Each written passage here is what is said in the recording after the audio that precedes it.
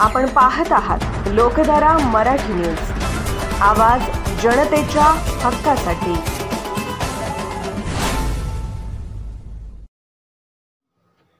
जिल्हा परिषद प्राथमिक कन्नड शाळा लंगोटे वस्ती येथे हल्ली 76वा प्रजासत्ताक दिन साजरा करण्यात आला।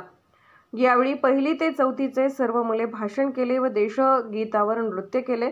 या शाळेचे मुख्याध्यापक अप्पासाहेब सौदागर यांना शाळा व्यवस्थापन समिती यांच्याकडून सत्कार करण्यात आला व शाळेचे सहशिक्षिका सौदानामा बोरगे मॅडम यांचा सत्कार करण्यात आला व अंगणवाडी सेविका सौ मंगल नावी मॅडम यांचाही पालकांच्या वतीने सत्कार करण्यात आला।